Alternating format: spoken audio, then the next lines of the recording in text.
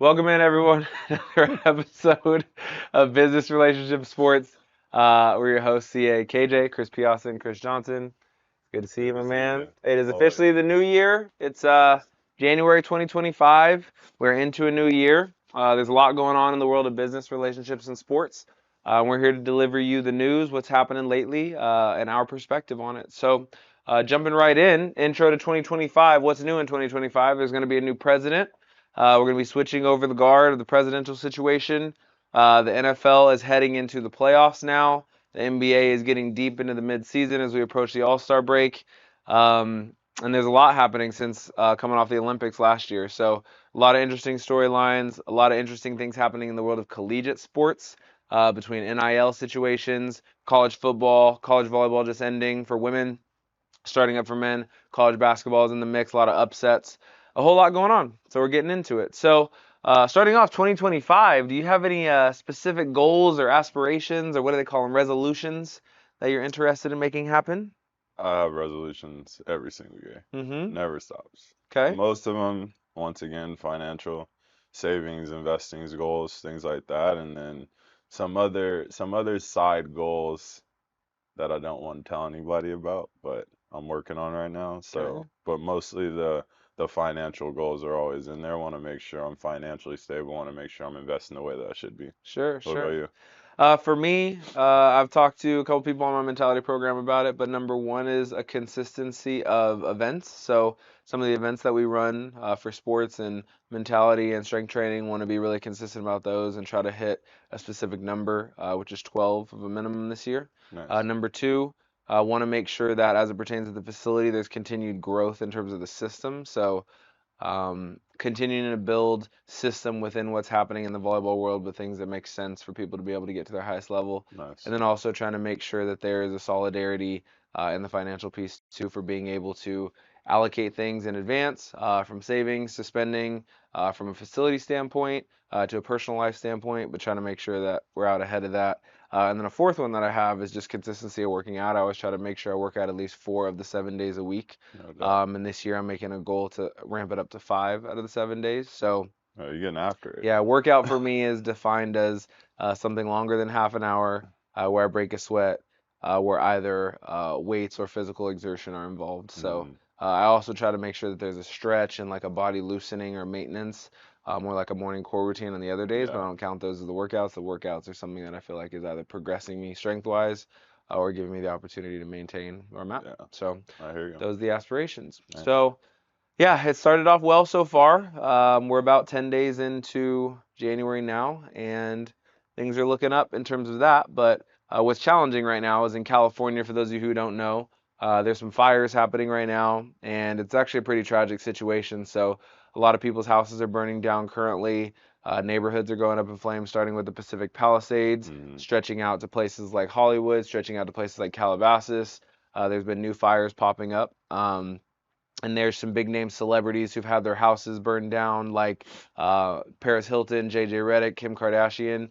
But more so, it's the general population of people in those. I believe 90% at this point of the Palisades is gone. You know, literally just that's in the terrible. ashes and flames. So there's some people who I know personally who have their houses that are gone at this point, and then there's a pretty decent amount of attachments to those people who also have their houses gone. So pretty challenging time right now in Southern California, and that's just about 15 minutes away from where we're standing right now in a car. Yeah, it's super concerning.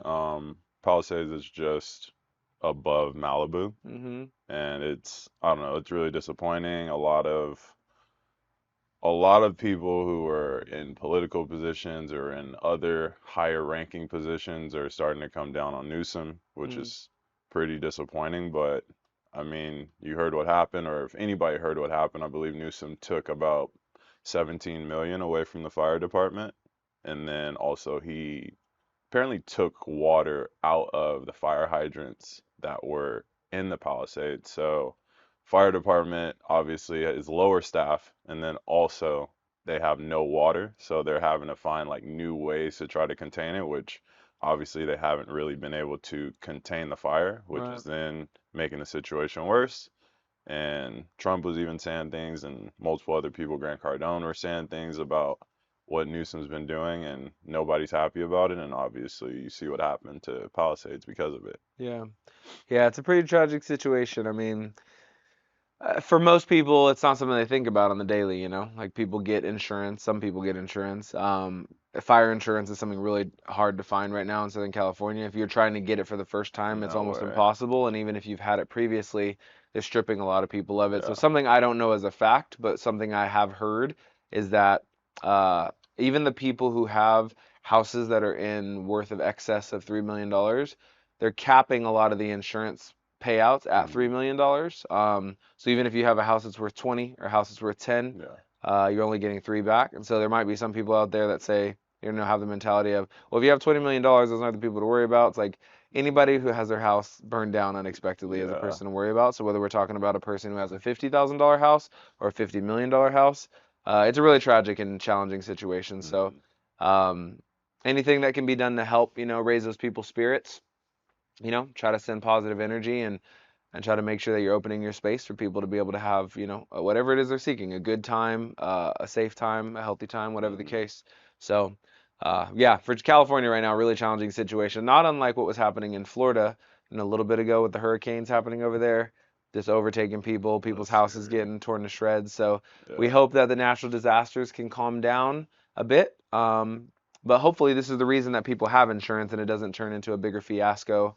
Um, that causes even more problems for the area. That's the big hope. You hope property values don't shoot down in that Mhm. area really fast, even though for a little while it's going to be almost like a wasteland, you know? There's not going Yeah. to be a lot standing. So it's natural that property values are going to drop a little bit.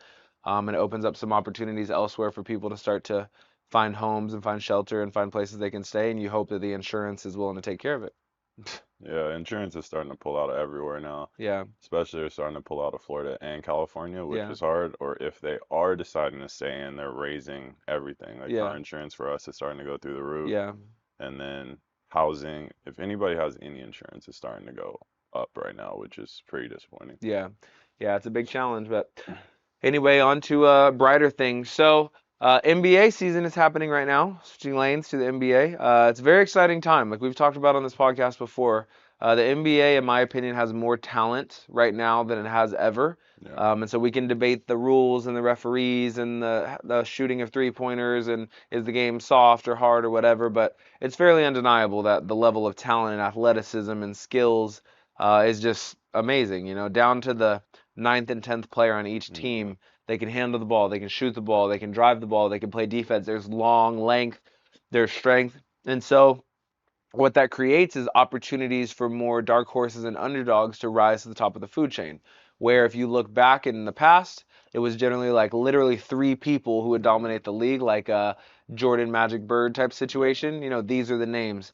Now, I mean, you have any given night, you know, somebody can go off. You can have um, the guy from the Hawks, Oh, Trey you're talking about Young. Trae Young, Trey yeah. Young Yeah. can go off one night. You might have LeBron James go off. You might have Shai Gilgeous-Alexander. You might have Anthony Edwards. You might Hmm. have Karl Anthony Towns. You might have Jalen Brunson. You might have Jimmy Butler. There's so many different people who can go off, and not even just the stars of an individual team, but the team as a collective. You know, Yeah. you can find a team who's ranked 12th in the West might beat a team by 20 points who's Yeah. ranked in the top two. So that creates interest, that creates viewership, positivity. The thing right now that's creating negativity or unideal nature in the viewership is the amount of three pointers these guys are putting up right now.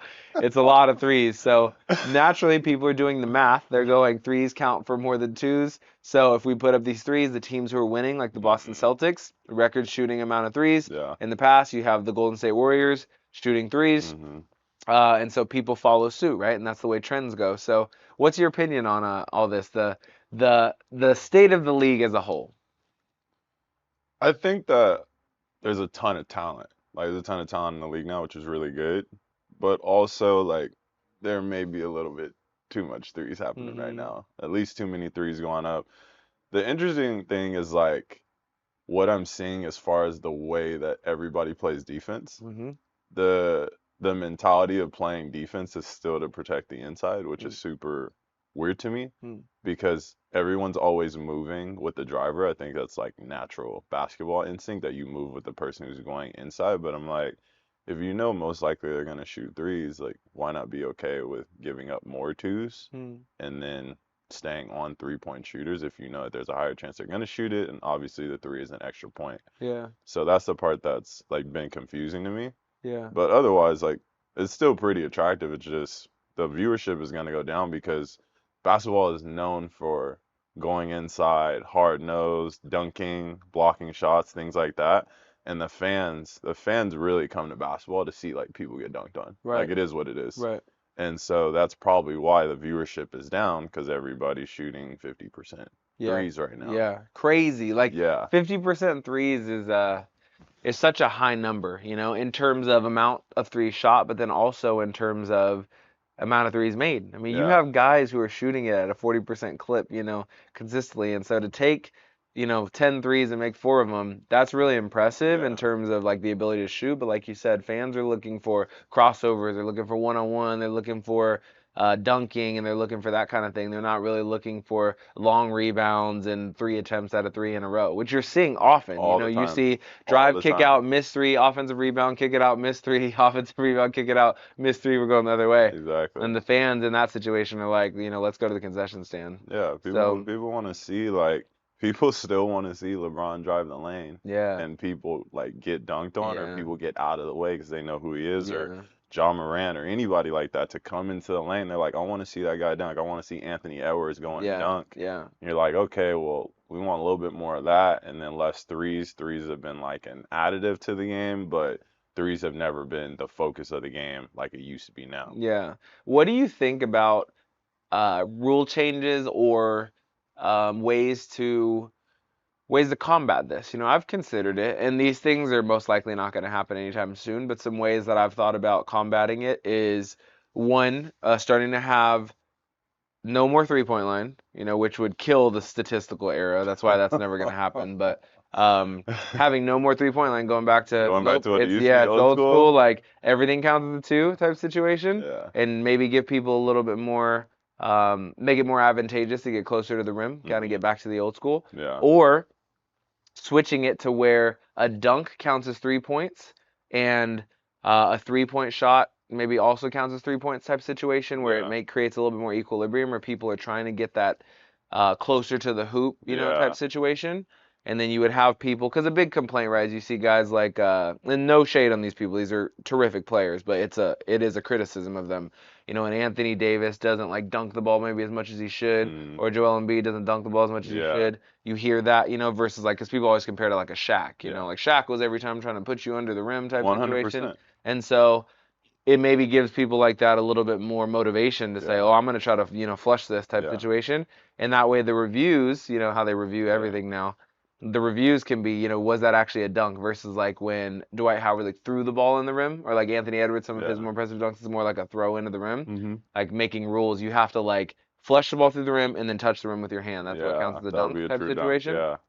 I think that could be an interesting thing to play around with in like an all-star game or a preseason Yeah. game and see like how it goes. But again, the statistical area is going to be taken care of. The Yeah. NBA wants to make sure that the guys who are playing feel that there's an opportunity for them to break records. So Hmm. you see just records and records being broken from, 3-point shots, Steph Curry just consistently breaking his own record. Yeah. Or LeBron James in the point situation, other people, the scoring championship or the scoring league. Now you see so many guys who are scoring 30, scoring 40, scoring Yeah. 50, right? Like it used to be such an anomaly for somebody to score 50 points. And now it's like every other night you It's turn on more. Sports It's Center. more regular. Yeah, Guys are getting better. Like they're getting better at shooting threes. They're getting better with their ball handling. They're getting better at drawing fouls. yeah. Like that's gotten. It's completely different. Like drawing fouls is like now an It's an art. art. It's an art. Yeah. Yeah. Like similar to the way that guys will like draw cards in soccer. Mhm. Like it's an art the way that you can put yourself in a way to generate points and Mhm. opportunities. So I think definitely adding some kind of multiplier on the dunk would be good. Mhm. I don't know about layups and stuff. Like people aren't trying to see layups and Yeah. hook shots. So definitely being like, okay, we're gonna add this dunk multiplier Mhm. to like change the game. I think that would definitely incentivize scoring inside more. Yeah. But then And or even moving the 3-point line further, like, and that's not that smart. guys wouldn't just adapt and start launching it from there, which would make the Yeah. game maybe even worse potentially. But it's just either having a cap on amount of threes you can shoot, the way you have a cap on fouls, Yeah. that could work too, where it's Yeah. like you get 25 threes in a game. 25, like, and the people on your bench have to kind of keep track. Okay, in the first quarter we shot 8, so we only have this many left. Save some for the fourth quarter. We might Yeah. have to come back. Like that would make it such a chess game, Or you they know? would, yeah, like the NBA would just keep track. Like the refs would be like, all right, y'all are. Yeah, yeah. Similar to fouls, and then Yeah, like they would if keep it you as a shoot a stat. three, it's a technical foul Yeah. type situation. So Yeah. that would require more IQ of the game, Yeah. Guys would have to be like, okay, we only have this many threes. We're down by this much. We can't use our threes the same way as if you have 5 fouls or 4 fouls. It's like, how much am I going to press up here? How much should I reach Yeah. before I'm out of the game? That would be interesting. That would be good. I Yeah, definitely want to see more going to the basket, yeah. 100%, and obviously the viewers do too because they're starting to now watch. Yeah, and guys protect themselves. That's the ultimate thing. It's Mm. you can never blame a human who plays a sport for protecting themselves, right? Like if we're volleyball players, we're not going to purposefully like jump underneath the net, Yeah. trying to see where the risk is, But for a basketball player and a football player, and a hockey person, they've gotten more savvy. Football players are like, all right, if I touch the quarterback like this, I'm going to get a penalty. So I'm Yeah. going to try to avoid touching the quarterback like that. And quarterbacks go, okay, I feel a little more comfort doing this and this and this. Wide receivers know Hmm. if this person touches me like this, I'm going to get the pass interference flag. So let me Yeah. try to create some of that contact. And basketball players are like, look, if I shoot threes, I get more points and less injury risk. So why would I not shoot more threes? I just got to catch and shoot Yeah, half so there count. has to be incentive other than the millions of dollars they're getting paid apparently to go to the rim. And the So way more than yeah, whatever they were getting in the past yeah. too. So it's got to be incentive. It's got to be like we said. I think those are two great ideas. Incentivize dunking. Like you Hmm. would get an extra point for dunking, Yeah. or maybe like if you dunk a ball, you also get a free throw, something like that. Yeah. Something attached to Um, it. and then like a chance at another point. And then if you like if you let somebody dunk, they automatically get a free throw. So it's almost like an and one without anybody getting a foul. Like if you let somebody dunk, they get to go to the free throw line and get a chance at another point. Maybe that could work, rather than it Okay. just being automatic 3 points. Mm. And then the 3-point line, maybe that would be a good idea. It would totally slow down the game, but If you extended the it, if you yeah. well if you shoot a three, you get two, but then you get a chance to go to the line, you get an extra point. But it'd have to be played like speedball, for that to be interesting, Yeah, because because the game that can't would slow slow down. down. Yeah, that The would slow whole down the thing game people a are ton. interested in is like the game being faster. Yeah. The thing that's hard for sports, if you look at the baseball pitch clock, it's like when things started slowing down, people were like, "Oh my gosh, like this needs to You speed put up." me to bed. Yeah, 100%. yeah.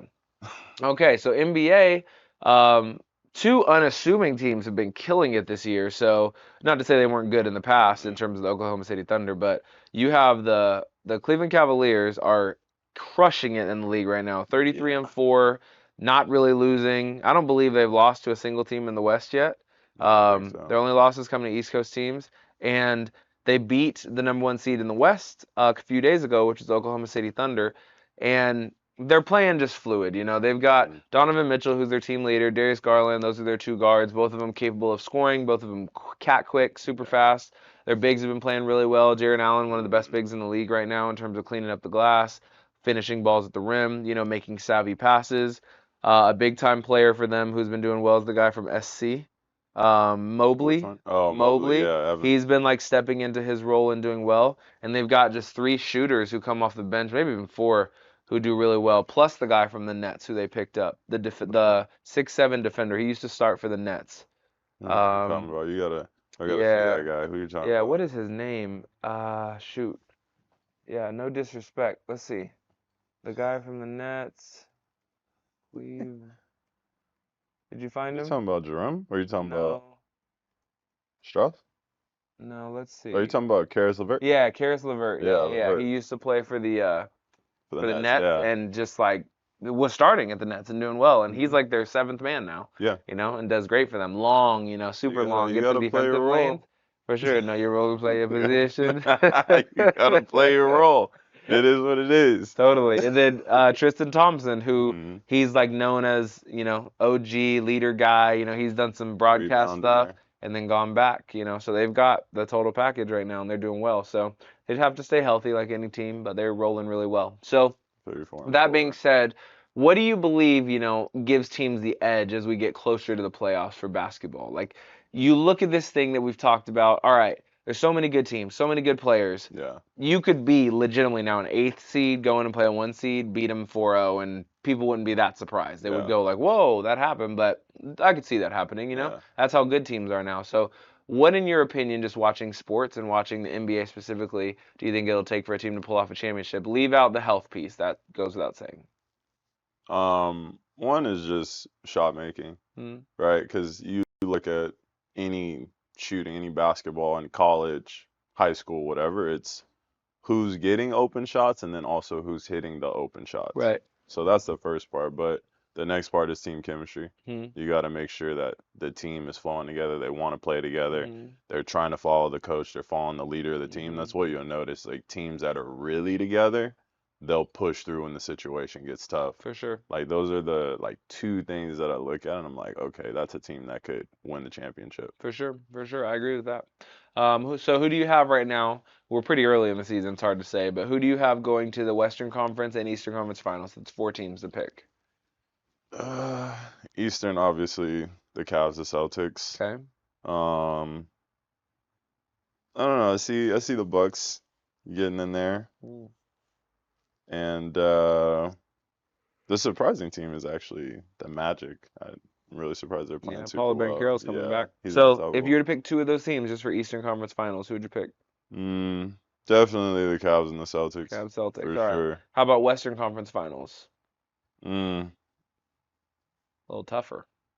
yeah, because nobody really playing that good except for the Thunder. Yeah. So the Thunder in the Western Conference are the only team that has single digit losses. Right. So they have 6 losses. The next closest is the Rockets, and they have 12 losses. Right. So that one's gonna be hard. Obviously, Thunder is in first, but uh,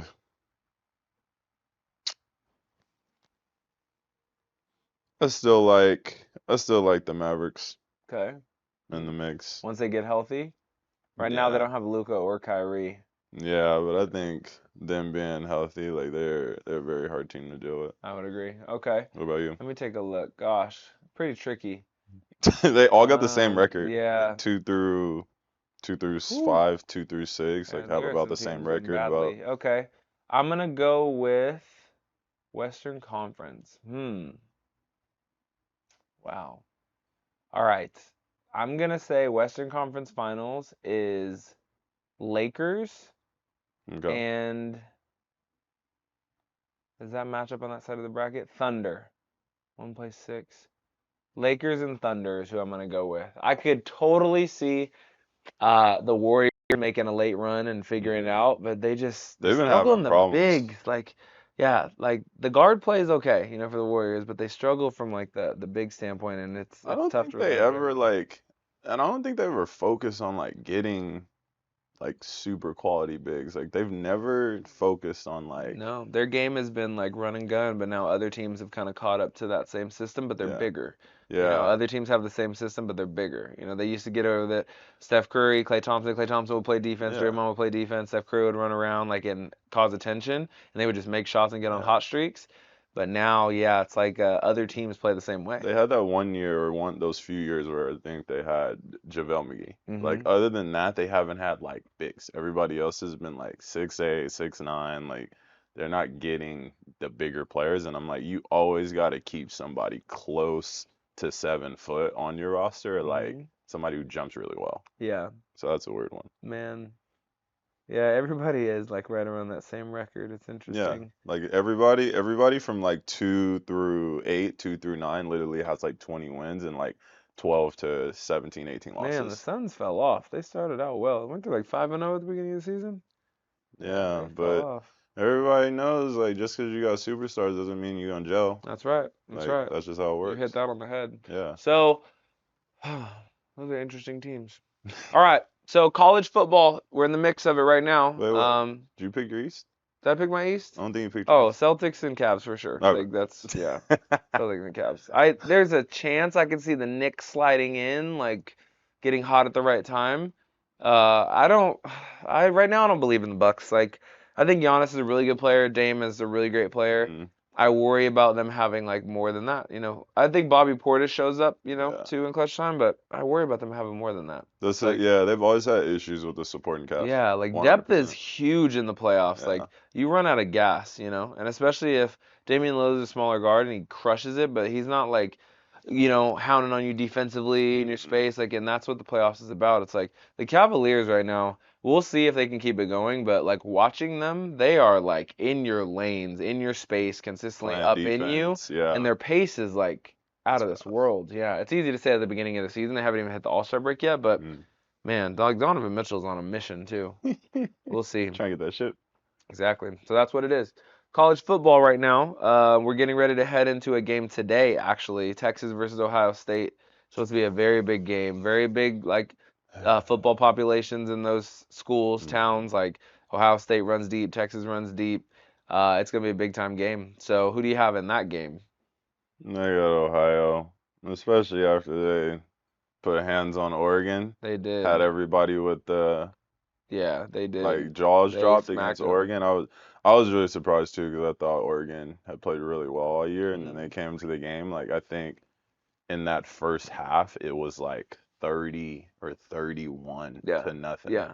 They got smacked. Yeah, I was like, They got smacked. That you're freshman, 13-0, wide receiver, it's like whoo, nasty, physical. Like he's in nasty. there making plays consistently, hmm making it happen. So But yeah, I got Ohio State for sure. yeah, I What about actually you? have Ohio State as well. Ironically, I believe I'd like to see Texas win, but I believe Ohio State's going to win. hmm And that Notre Dame game yesterday was pretty intense. So Yeah, Notre that's Dame close. ended up beating them down the wire. Penn State had their opportunities. Quarterback throws a late pick, like right into the short side of the field. Uh, It gives them like two plays and a field uh, goal to end it. Yeah. And sometimes with football, again, you and I talked about this before on this podcast. It's like I didn't really even understand until earlier this year that it doesn't work that a quarterback like hikes the ball, sees things, and goes, "Oh, that's open," and throws it. mm, It's more like you're supposed to be in these places by the time I throw it, and so I'm yeah, gonna catch it, and you better be there. I'm gonna let it go, yeah. kind of situation. So knowing that now, I understand so much more why there's picks thrown, hmm but at the same time it's trying to know your matchup and trying to believe your guy's going to beat the other guy in X, Y, Yeah. and Z. But sometimes I watch these interceptions, I just go like, what part of you thought that that was going to work well? And that's how I felt about that Penn State error at the end of the game yesterday. Like Yeah. he dropped back, and as his player was running his slant route, or like he hit it out and then run an L, I don't know what it's called, but he ran straight and then ran to the left. And as soon as he got ready to throw the ball, the defender was already ahead of the offensive player. Mm, So I'm like, if you're leading the guy into that space, that's risky, yeah. at the end of the game especially. But hey, what do I know about playing quarterback? No, I mean, just looking at it, and what's interesting is there's a ton of people on the field too, Hmm. which is rough. And then you're like, okay, I got to be protected, Right. and how do I feel about my protection scheme? Yeah. And then maybe I'm out of time and I have to throw the ball. Yeah. There's It a just lot of depends on the variables. I'm just situation. like, I always So, look at the guys who are the most successful, the Patrick Mahomeses, mm, the Tom Brady's, the people like that, and like the patience is just there. Like when it's not there, yeah, it's like it's not there, you the throw throw it it away. versus like Yeah, I gotta fit this window. yeah, You don't feel that as much from them. They're like, I have to squeeze it in this window. It's more yeah, like I'll put it there when it fits, if it yeah. doesn't fit, especially with a tied game. That's the thing. Like it would have been different if it was like we gotta go now that like hmm we have 28 seconds and we're down. Yeah. But when the score's tied and you're on your side of the field, You're not I'm you can't not be saying be forcing throws. cautious. Anybody who teaches sports at a high level would say you need to be aggressive, as hmm opposed to cautious. But the thing you hear all the time about quarterbacks is take care of the ball, take care of the ball, take care of the ball. That's like the primary Don't thing. turn the ball over. If you're a quarterback, even if you don't throw a lot of touchdowns, if you don't throw a lot of interceptions, more than likely your team's going to be more successful than Right, not. So, right. because the best offense in football is a fumble pickup six or Mhm. like an interception pick six, one Right, of those. for sure. No doubt. Okay, so when it's all said and done, let's say Ohio State, like we both have, makes it. Let's say they're going against Notre Dame. Who do you have winning the whole thing? Ohio over Notre Dame. Ohio It State. might be close, but I still got Ohio. Yeah. I think they're like the most dynamic team Mm, in college. Everybody's fast. They know how to spread the field. They know how to create openings that you didn't know were there. Like mm, every time I look up when they were playing against Oregon, like the receivers were either wide open or like the quarterback was like putting the ball in the right spot. Right. So that's who I got. Okay. Yeah, I would actually say Ohio State as well. So we're in lockstep there. NFL. So NFL is finally heading into the playoffs. This is the Detroit Lions' first time ever having first seed since like 1950 something. That's Yeah, scum. yeah, like it's been a long time. So Detroit Lions finally made it to the first seed. They're getting the bye, big Uh, time for them, but they're banged up. They're yeah, not in great shape. They're banged up, but they made it happen and they beat their rival, the Vikings, in their yeah. most recent game, even while banged up. And on the other side, you have the defending two-time Super Bowl champions, the Kansas City Chiefs, who just cannot seem to find a way to catch L's that often. So, They're like, we're missing yeah, this. they've been sliding out of the L's, and now they're starting to get healthier. So Patrick Mahomes got a week off in the bye Hmm. week to get his body right. Travis Kelce didn't play, but now from a Yeah, wide receiver standpoint, they have everybody back except for Rashid Rice. So they have the rookie Xavier Worthy. They have obviously Travis Kelce. yeah. They have Hollywood Brown. They have not Adams. Who- Come on, big time receiver. DeAndre Hopkins. Oh, Yeah, okay. Hopkins they Yeah. have. And yeah, they're looking like they're gonna be in good shape offensively from that way. They got their running back, and their other running back was doing great, Yep. So And we'll see. done it while they did it while they were not healthy. Like Yeah, you're winning while you're not healthy. Like that doesn't make any sense if yeah. most So teams end up getting you. we're gonna find out. It's like they've got a really good defense led by Chris Jones, and they're going for number three. So, but there's a lot of teams out there who can knock them off. They've got the Bills, who've already beat them this year. The Hmm. Ravens are killing it. Like Lamar Jackson and Derrick Henry are killing it. Like whoo, like very impressive number. Saquon Barkley on the other side has been doing great, which we need to talk about. Them not letting him go for the record.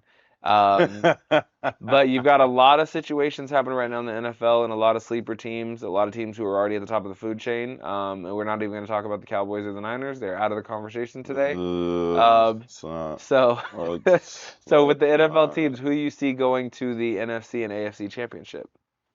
Um, Obviously the Chiefs, Hmm. 100%. Um, but I'm gonna hold tight with the Ravens. Ravens over Bills, huh? I'm a Ravens guy, so I think the Bills have been playing good, but I don't know. I think Lamar's gonna turn it on Okay. this time. Ravens over Bills. When that Yeah, comes, I think they're on the side of the bracket that has to face each other, and then yeah, they go into playing potentially the Chiefs. Not that they're, couldn't be teams in advance who get it, but I yeah. believe it'll be Chiefs. Um, yeah, it most likely will be the Ravens. Chiefs, Ravens, I would choose on that side of the bracket. The Bills are good, but Chiefs, Ravens. The Bills have been good. We got Chargers 11-6. Mm, I'm not as high on them, but again, in football, it's one game. Yeah, It's one game. One pick six, one like you said, one fumble, one like injury can change the whole layout. any given So Sunday. we'll see. And then on the other side of the bracket, Let's see what we who do you got. have?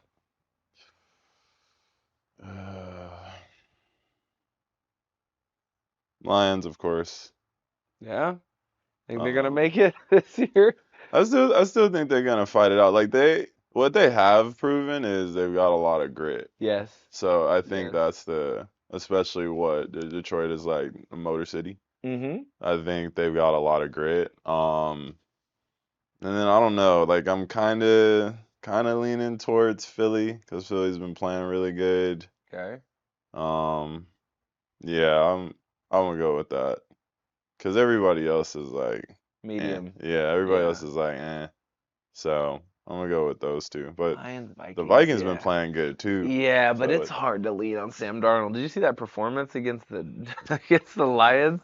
That was woo. it If was there was anything that brought your team back to earth, like yeah, Justin Jefferson was on the field like freaking out. yeah, it's questionable. Yeah, that was not good. It's So questionable. that you don't want to feel that going in. Baker Mayfield though, this guy has been making it This dude's been happen. figuring it He's out. been making it He's been happen. figuring it out. That's a sleeper right there. So, for me, I'm gonna say Eagles. I do believe will make it.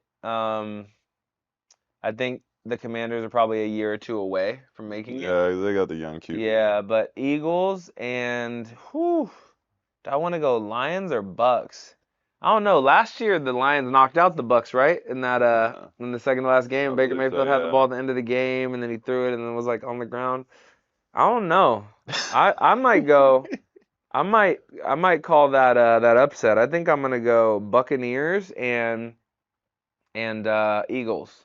That's what I'm gonna Okay. go with. Eagles and Buccaneers. We'll I'm see how that I'm plays out. disappointed that like Burrow isn't in the mix because Burrow is the best quarterback in the league to He me. was I killing think it. he had the most touchdowns or he was like second Yeah, he was killing it. and literally just had trash defense. They were scoring like over 30, Yeah, but that's what 40 happens when you play points. at the Like beginning of the year. Like they came back and did their thing at the end of the year, but you can't be leaving your fate to other people. Like, and you can't be leaving your fate to other people. They started off so slow, and at the end of the year, they had that situation where it's like this team has to win, this team has to lose. Like you can't be playing yeah, that. That's you got games. 3 to 5 things that need to happen Yeah, in your favor in order for you to that get is in. games right there. Yeah, So yeah, that's unfortunate, but maybe next year we'll find out. somebody's Yeah.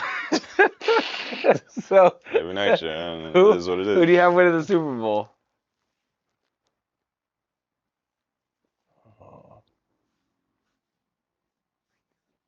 I can't go against the Chiefs. I just can't. And like I said before, I've always diehard like Dallas Cowboys fan, Hmm.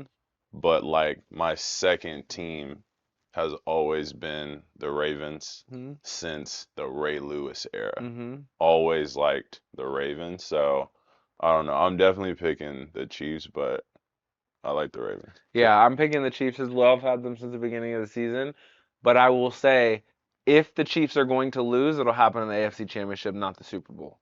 Like if the Chiefs make it to the Super Bowl, I Yeah, believe they will win. They they'll will catch beat one. Detroit or Whoever the shows up. Buccaneers or whoever. But if they lose, it'll be AFC Championship. Like either Lamar Jackson will finally get over that hump, Yeah, or the Bills will yeah, finally get over that hump against them because yeah. they always get snaked in the AFC Championship. But I do believe like just Patrick Mahomes just has a way, and he has this energy and this aura. Like he's supposed to surpass Tom Brady eventually. Yeah. You know, the guy. We'll see. Like Tom Brady's got 7, which is like that's unfathomable. Most guys don't play 7 years, let alone win seven Oh Super my Bowls. gosh. But he's just got this aura, of like, okay, Tom Brady beat him when they went head Hmm. to head, but it's like, okay, I'm taking that knowledge now from the master, Yeah. and I'm gonna just take this thing and parlay it. And so if he can get 3 in a row, that'll be Super Bowl number 4 or 5. A I 4. think it'd be 4 It'll for be number him. 4, but Yeah, I think like, it'd be I 4 mean, for him. he's like in his 20s. So if he can pull that off, like with the You got team. longevity to play as long as Tom. Tom played Yeah, I past. mean, we'll see. He's gonna find a way because people are gonna start like Tyreek Hill, for example, who was Hmm. complaining the other day, like I'm not coming back to Miami, da da da. Guys like that who are high quality, when they start getting near those contract years, they're gonna start sliding over. Like DeAndre Hopkins, like Yeah. slid over there. Yeah, they're gonna I'm gonna start being go. I'm gonna like, go back. I want to win, so I'm Yeah. gonna go with this guy. Hmm. But I also think Lamar Jackson's always going to be an attractive person to play with over the years. Like they have Zay Flowers, but like whew, there's crazy athleticism right now in the On NFL. that entire, I mean, in that entire squad, you got Henry. Hmm. Like Henry's super athletic, and he be running people over Yeah, and stiff arming yeah, people. Like, like huge, hmm. like bigger than linebackers. Like I'm huge. Yeah, so we'll find out, but that's what we got. We got the Chiefs coming. So LeAngelo Ball, for those of you who don't know, he has a new song out. It's called Tweaker, and it's kind of overtaking the sports world right now. It's an interesting song, but he's basically going through it, and there's some hood stuff he talks about in there, but he talks a little bit about his upbringing and like shout out to his Yeah. dad and like being a winner and X, Y, and Z. But it's a pretty good song. I've listened to it. I'm waiting for the clean version to come out on Spotify, so that I can play it in the facility. But it's a pretty good song. So have you heard the song? I Or heard the song. what are your thoughts on the song? I heard the song. Just hearing it off the top, it sounded like the old school, not Lil Wayne, but like the group that was involved with like Hmm. Hot Boys. Yeah, yeah, Like that sounded like kind of Hot yeah. Boys. But when I heard it, I was like, I don't like it. Like So I don't like I don't like it. it. Like World Star, I think had like over 6 million views and Uh-huh. like over 230,000 likes. Uh-huh. And I was listening to it and I was like, I don't really like it. I saw a comment. It was really funny. Like there's a comment under the video.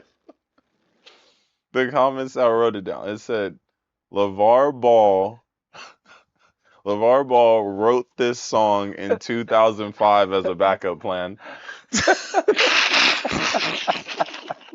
It was a YouTube comment. I just so happened to be looking Oh man. under the video and I saw the comment. I was laughing so hard. He wrote this in '05 as a backup plan, Oh just in case man. one of the balls didn't make it to the league or That something like is that. comedy. But You yeah, can see like that happening though. I'm not a fan of it, but I can see why people would end up liking it. But everybody's got their own No doubt, taste. no doubt. So if you haven't checked it out, it's called Tweaker by Leangelo Ball. I think it's Jello G3, G3 Jello Yeah, is the name Jello, he something goes like by, that. something like that. All right, so transitioning now, we wanted to talk today about the importance of working out. So I'm gonna let KJ take the lead on this one, and then I'll throw in my piece after that. Yeah, so I was just looking up some stats and also just kind of looking around to what things look like pre pre-COVID and then after. Hmm. And I was like, I don't really think people have been like training and working out to the way that they were pre-COVID, and then COVID ended up lasting like 2 years. Hmm. For some people, it lasted longer. I think everybody got affected by it differently. Hmm. But I was like, there's definitely this wave of like people not working out as much, which is something I think is super important. Like, we definitely both work out a lot. You work out more than I do. I work out like one to three times a week, Hmm. depending on my schedule, but also like we both have been athletes our entire lives. So when we work out, it's more of like maintenance mode than Hmm. it is of like trying to build, which is what we did back in college. Hmm. But I was looking at some stats here and there was a statistic that said that pre-pandemic for men and then women, there was an 11% prevalence of obesity for men and then 15% for women. It said after COVID, it was 25% for men and then 42% for women. Wow. Like prevalence of obesity, which means it could be coming in or you could be overweight and then moving into it. So I think just as important that we're taking the time to go work out and go train, even if that means it's once a week or it's 20 or 30 minutes, whatever it is, go run, go walk, go move around, go lift weights, Hmm. just because it's more important for the quality of your life. And I'm starting to look around and I'm like, what is your life going to look like when you turn 50, Hmm. when you turn 60? Like, what I can see is like, yeah, you can carry the weight into 30s, you can carry your weight into 40s, but then once you get to 50s, it becomes almost near impossible to hold that weight with your body. And then 50s, 60s, and on, you're like, how am I going to hold this? Am I going to have to be in a wheelchair? Am I going to be in a walker? Am I going to be doing this, doing that? So just weight training and conditioning and things like that, I think it's important if you look ahead to what you want to do in the future. No doubt. Love it. So what I can add on there is some guidance and some loopholes I see. So for example, this morning there's a young lady who I work with who's in Texas, and we do two things together. We do some mentality work and we do some strength training work. And so literally I was on a Zoom with her this morning before we did the podcast, early her time, 7 a.m. her time, 5 a.m. here, Mm, and we did some of the mentality work, but then I like did the workout with her. So yeah. like I got on a video call, and went in our performance room and like run her through the stretches, run her through the weight stuff, run her through like the body position stuff. And I think to myself so often, the biggest excuses that I hear are number one, people don't know what to do. Mm, Number two, people don't have the time. And then number three, oh, I did something, but yeah. I don't see any changes happening. And so, Yeah. like, to combat those three things, what I would say to people who may be listening to this and like thinking those things in their head as an excuse of why they don't is one, you can always make time. There's 24 hours Yeah. in a day, and even if you say you get 8 hours of sleep, that leaves 16 hours. By and large, the majority of you are not working 16 hours a day. I know because I'm a person who oftentimes does work 16 hours a day, Yeah. and other people aren't doing that, and I still work out. So Yeah. you can find the time, like, period, point blank, period. There's no, oh, I have kids, or I have this responsibility, or I have whatever. You can find the time. You just have to Hmm. be willing to get up 45 minutes earlier than you normally get up. Yeah. So that's A. Build it in your schedule the same way you would build in a dentist appointment, the same way you would build in your lunch that you're going to have, the same way you would build in work. Like you have Hmm. to build it into your schedule, not like, well, I'll probably get up and work out sometime. It's like at this time I'm going to go do this Yeah. specific. That's point A. Point B about like what to do. I would slot it out if I'm you. A quick build-up. What I mean, a quick build-up. If you were like not working out at all, week 1 you work out twice. Week 2 you work out 3 times. Week 4 you work out 4 times. And from there you guarantee that you're going to win the week. Yeah. And so in your mind you put it in. I want to work out 5 or 6 days a week. That way, if you miss a day and only do it 4, you're still on the up and up. But you got to win the week. You got to work out at least 4 out of the 7 if you're a non-athlete. Yeah. If you're a non-athlete.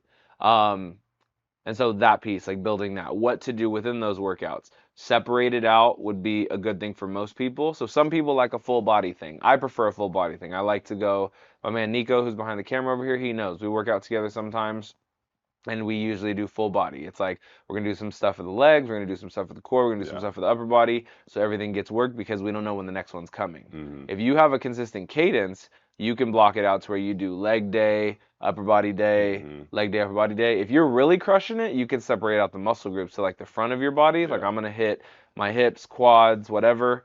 And then on the next day, I'm gonna go my butt, my glutes, my hamstrings, my calves. Next day, I'm gonna do back and triceps. Mm-hmm. Next day, I'm gonna do, chest and biceps, core, whatever. Yeah. But by and large, what I'd recommend for people is alternating weights and cardio. So you have a day that you do some sort of cardio. And cardio doesn't have to be treadmill, elliptical, bike. For some people, it is. For some people, that can Yeah. be actually like playing sports. I'm gonna go out and play, pick up basketball. I'm gonna go Yeah. shoot by myself. I'm gonna go run myself on the beach and do like a beach volleyball workout. I'm Mm-hmm. gonna go do pickleball, tennis, whatever. Cardio where you're sweating, actively moving, and you feel your muscles straining. Mm-hmm. And then on the in-between days, lifting weights. And again, most people kind of envision Mr. Universe when they think of weightlifting. It doesn't have to be that. You can literally get in the gym and grab some dumbbells that are no problem for you to lift and just do body movements. Like I'm gonna go do some squats. I'm gonna do some Yeah. side lunges, front lunges. I'm gonna do some overhead press. I'm gonna do some chest press, some shoulder raises. And as long as you can start to get consistent, like KJ said, you're going to feel better.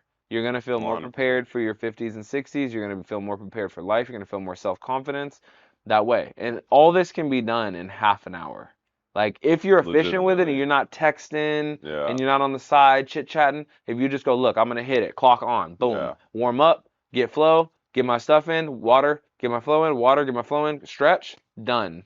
You could do all that before you even take your shower in the morning. You could get like 5 or 6 exercises in 30 minutes For as long as sure. you're supersetting and you're not taking a long time break in between. Yeah.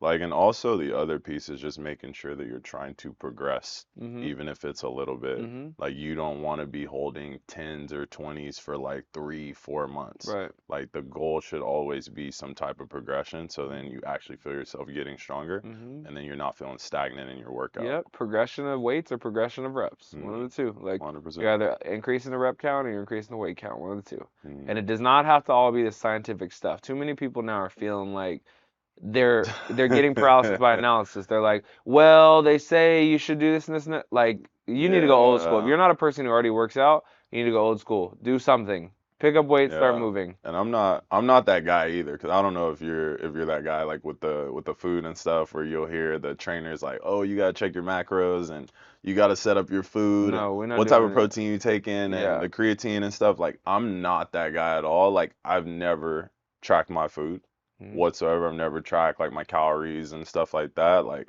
I will make sure to take some kind of protein, right?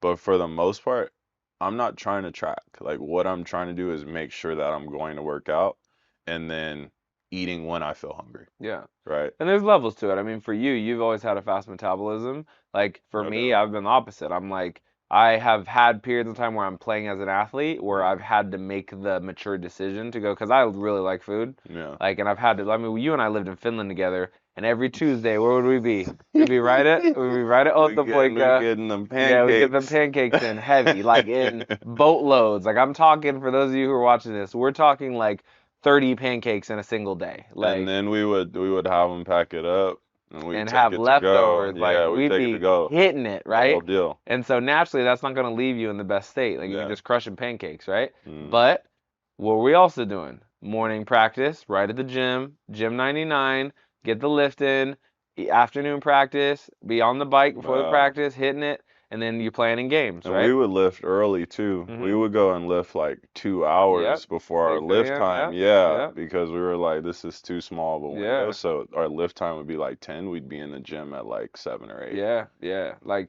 And so it just has to match to me. Like you have to know yourself for sure. Like if you have a situation like KJ with fast metabolism, enjoy it. You know, eat what you want to eat as long as you're not crushing your arteries and stuff.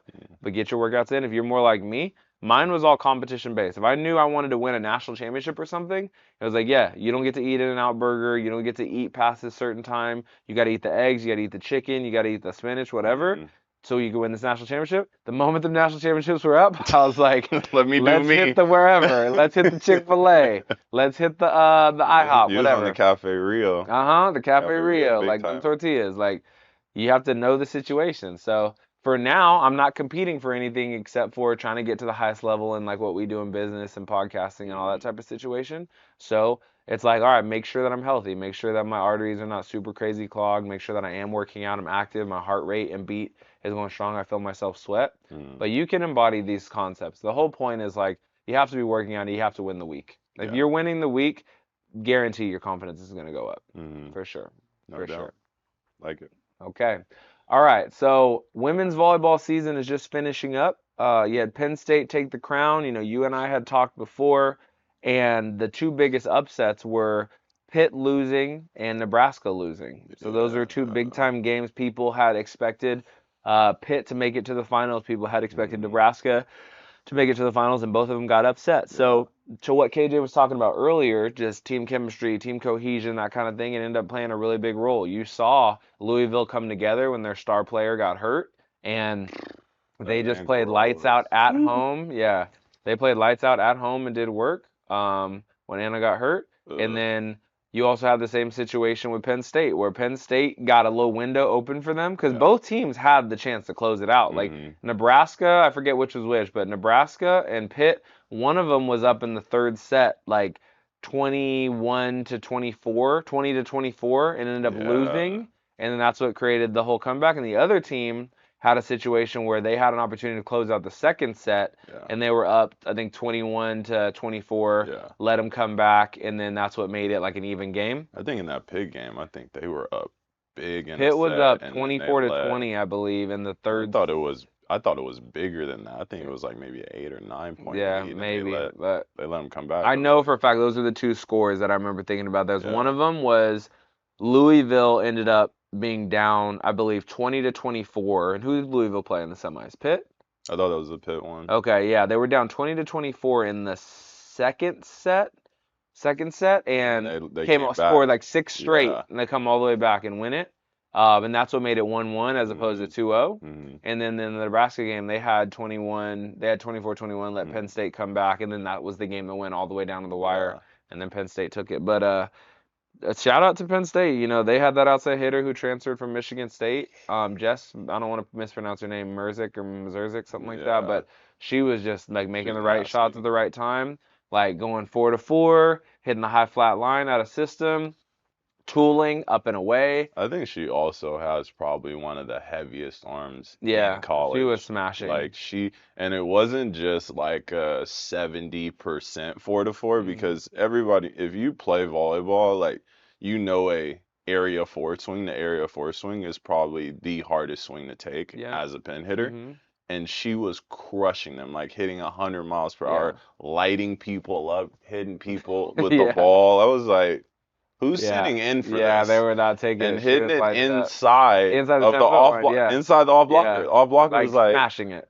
Like facing it too. Like I'm yeah, coming right here. Pop. Like consistently. So nasty. just people just aren't used to seeing that. And that shows Mm, you the lack of versatility in terms of being able to switch game plan. And to be clear, yeah, I'm not saying like these people are unversatile. They're in the Final Four. They're the yeah, best teams in the country.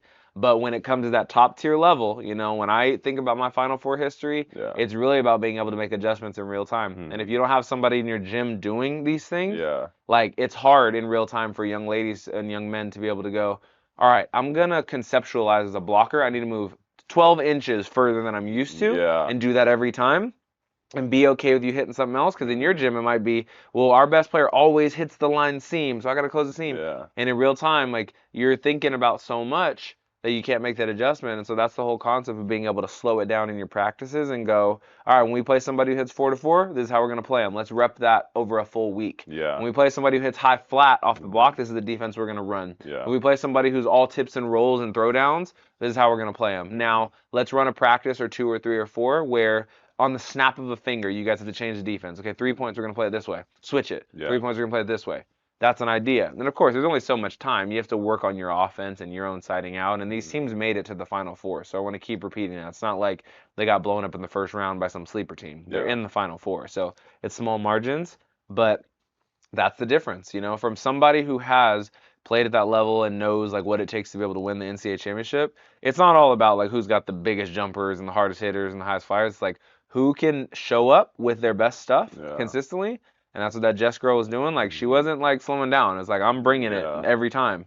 And then who can make the defensive adjustments? And that's what you didn't really see from Pitt. Like Olivia Babcock did not play badly. She was killing it. She had like 35 kills in a couple sets. But I think she hit records on kills in multiple matches. Yeah. Like over 30 kills. But which it's is like they insane. could not play defense and they couldn't slide out at the end of the game. Like they couldn't pass the ball up straight. Their H2 was like not so great finishing it out. So that's what it takes. So hats off to Penn State. But more so, I wanted to talk about where women's volleyball is going. Like you have this traction that's building now with Love Volleyball. Like so many of the national team players are here in the States now. Like they're not overseas. They're here in the States playing on these Love teams with Love Texas, Love San Diego, Love here, Love there. And it's like building. And so we've talked about this in previous podcasts, but it's really a time. If you are a fan of volleyball or honestly not a fan of volleyball, it's time to jump on the bandwagon. Like 100%. if you want to get involved in the NILs that are coming, if you want to get involved in the jobs, the professional jobs, camera people are going to have jobs. People who are sports marketers are going to have jobs. People who sell tickets, people who do events, people who host buildings, people who do real estate. You're going to get jobs within what's happening right now with women's volleyball. And it's smart of you to jump on the bandwagon because people who have the funds are starting to put it into this. Like $100 million that they raised for them to start things in this 2025.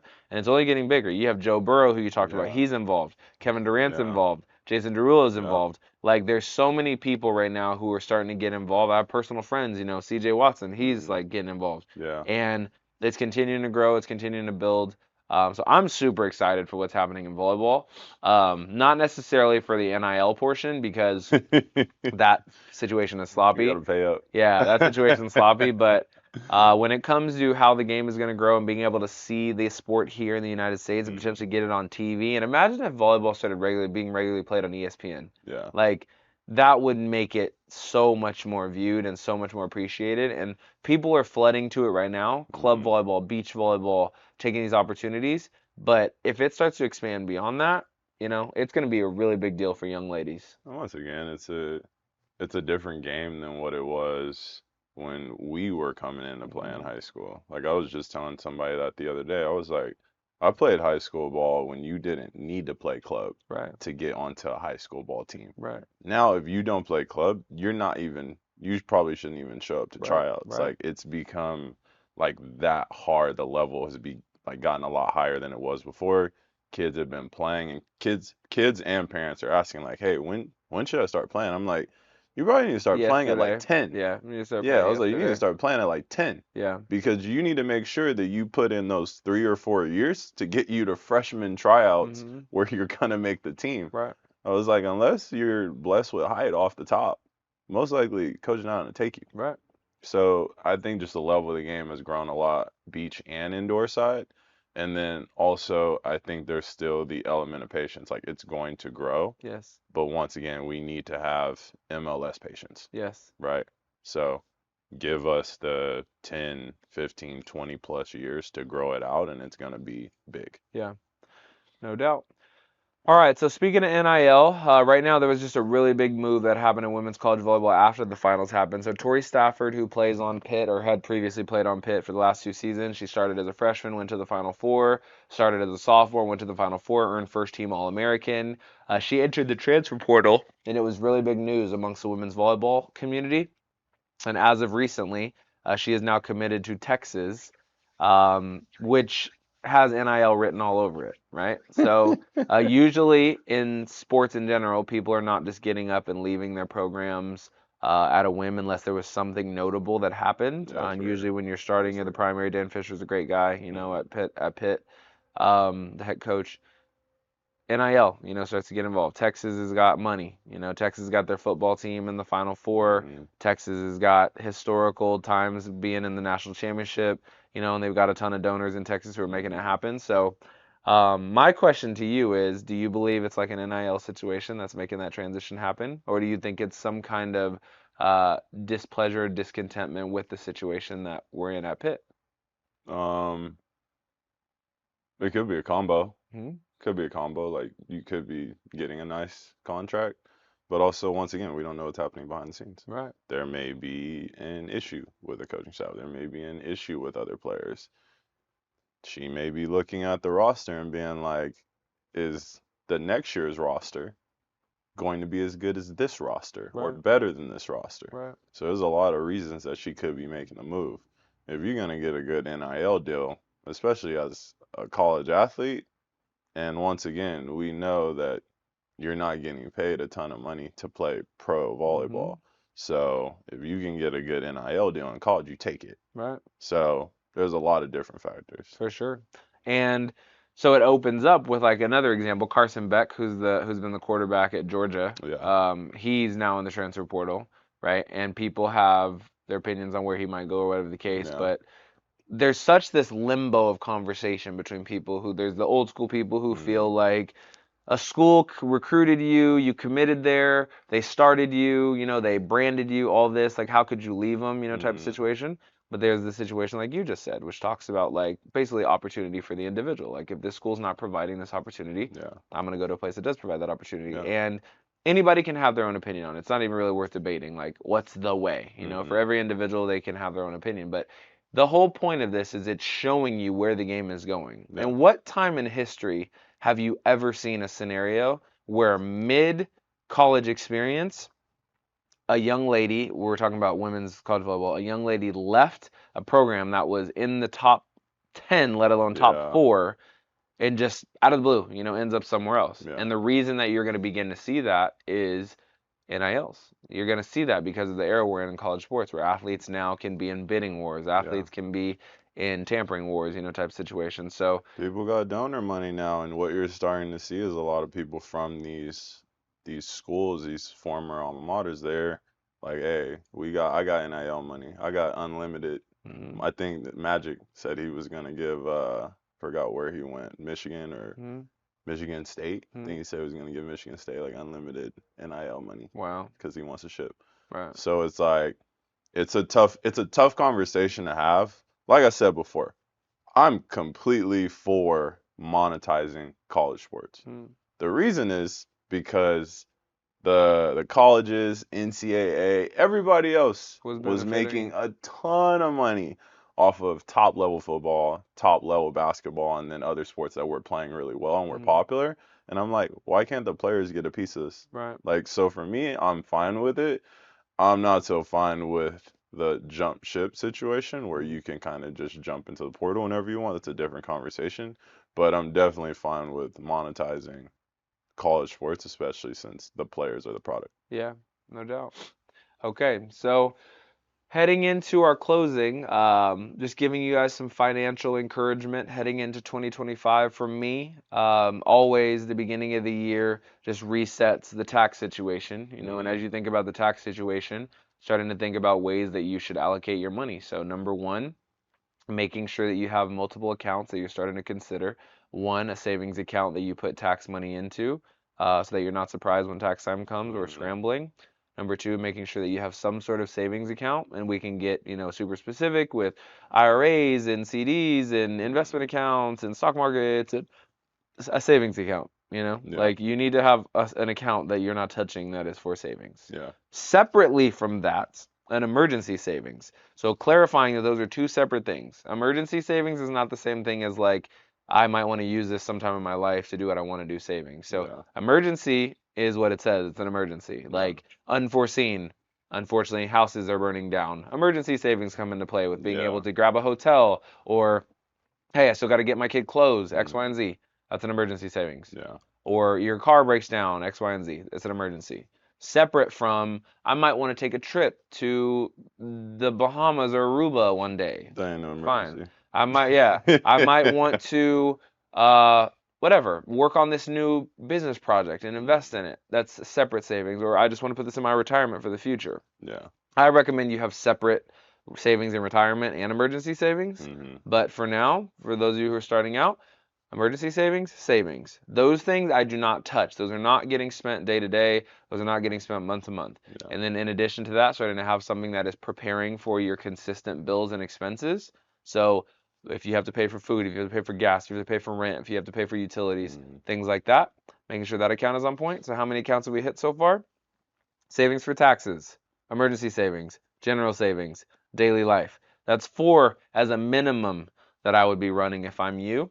And then if you want to start to get more specific and more expansive, you can go on from there. But if you have those 4 accounts, you're going to feel a lot more financially healthy in 2025.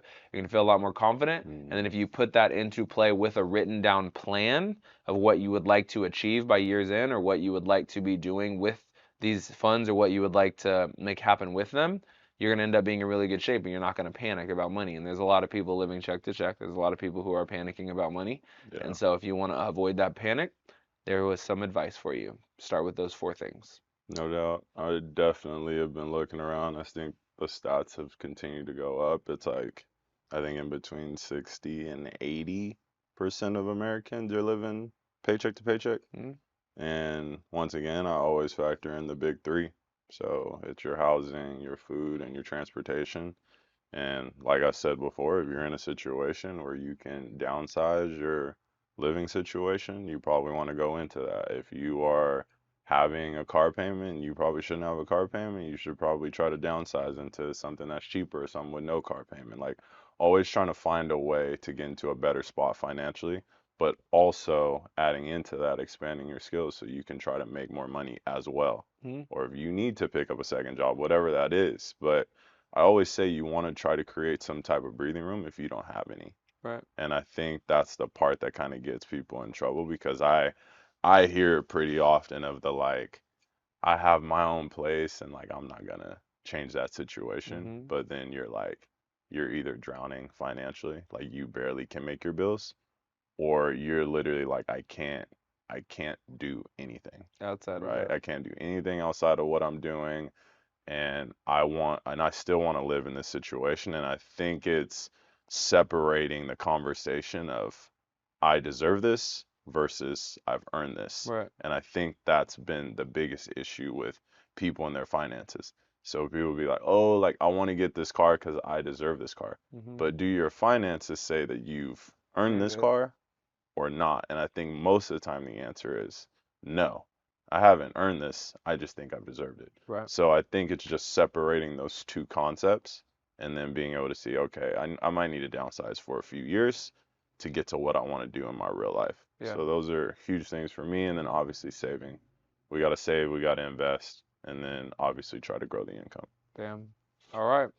Well, that's what we got for you today. So appreciate you tuning in. If you want to find this, make sure you subscribe. Business Relationship Sports with CA and KJ. Check it out on YouTube specifically. And make sure to drop a comment. Make sure to drop a like. It's really helpful for other people like yourselves to find this podcast. And we will see you next time. No doubt. Good to see you. No doubt.